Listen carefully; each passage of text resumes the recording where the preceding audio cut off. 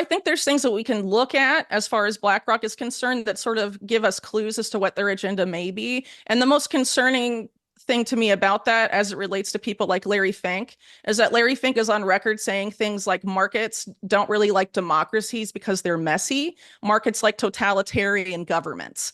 And Larry Fink is someone who's been very obsessed with risk management most of his career and sees essentially free democracies and arguably also a free market in some senses as generating more risk than perhaps he would like to handle. So when you're able to sort of control and centralize both markets and governments, you're able to control the amount of risk that's there.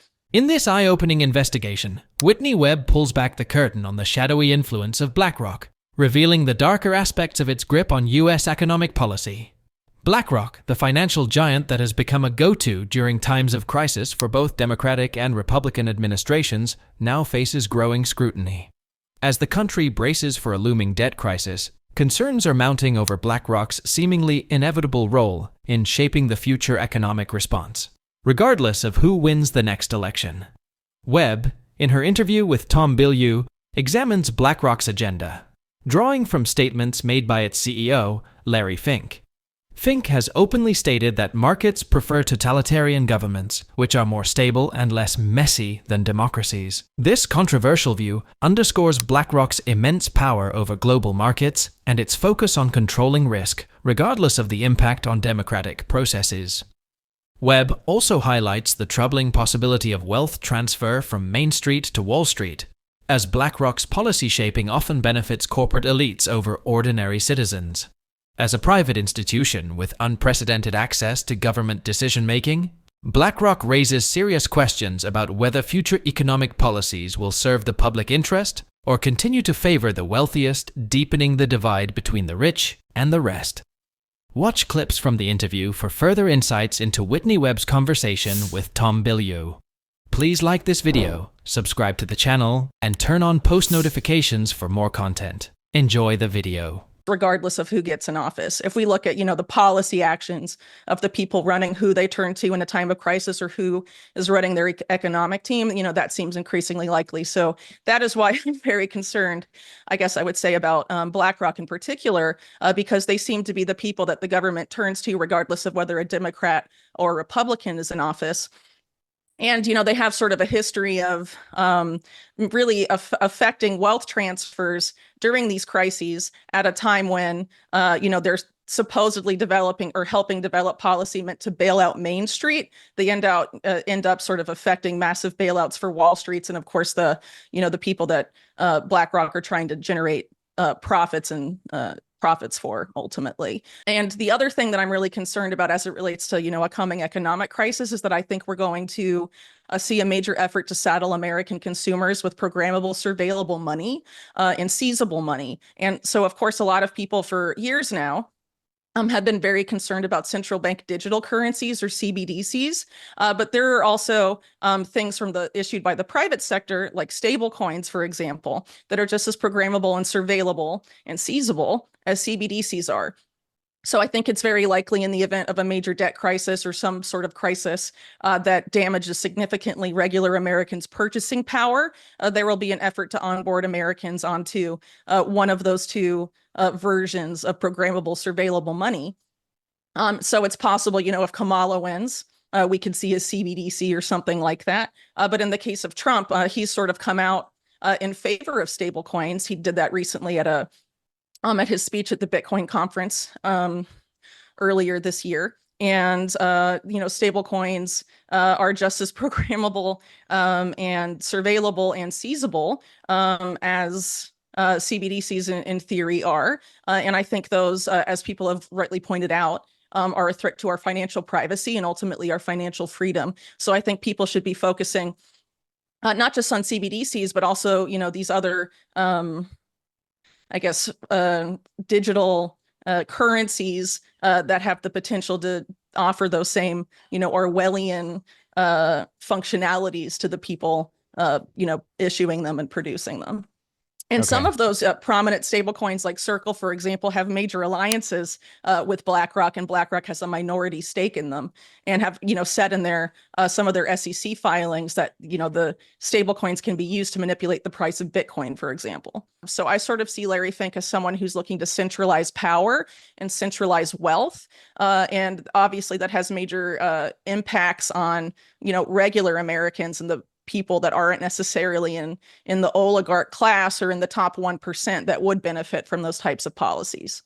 And it really should be a point of public discussion why BlackRock has so much influence over what the Treasury Department does or what the Federal Reserve does. And really, as far as U.S. COVID fiscal policy is concerned, which, by the way, even though that was started under Trump, a lot of this continued through into the Biden administration, who, again, Biden's top economic people are former BlackRock executives. Why is this particular asset manager on Wall Street so embedded with the development of U.S. fiscal policy, which at times when that fiscal policy is meant to help regular Americans, it has not been doing that when BlackRock is involved. And really, this is something that most Americans don't even know happened. Historically, BlackRock has been active in wealth transfers that appear to benefit Wall Street more than Main Street. But Whitney believes another emerging concern is how this will lead to widespread adoption of digital currencies, including central bank digital currencies or private stablecoins.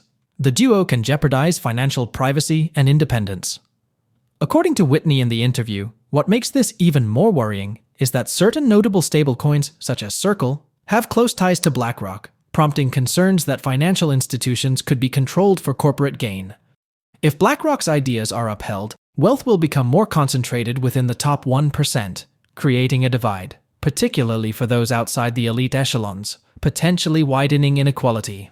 This impact raises serious concerns about the balance of power between private financial organizations and government decision-making, particularly when programs intended to benefit ordinary citizens fail to fulfill their objectives when BlackRock is engaged.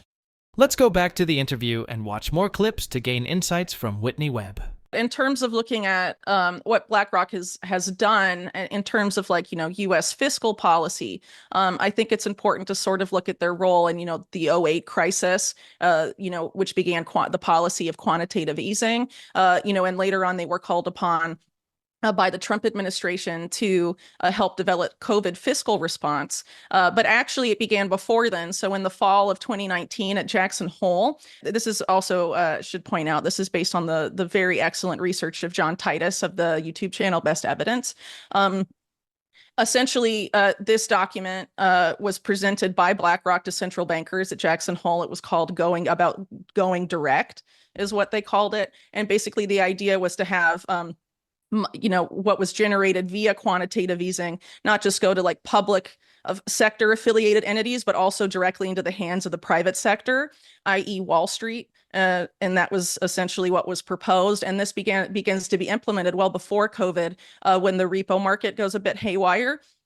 At the end of 2019, and sort of continues through up until COVID was declared a pandemic by the World Health Organization, at which point there's a lot of calls between Larry Fink and Steve Mnuchin and other top figures and the economic team of the Trump administration. And then they begin to basically affect this policy, or really supercharge this policy and go direct even more. So there's a lot of,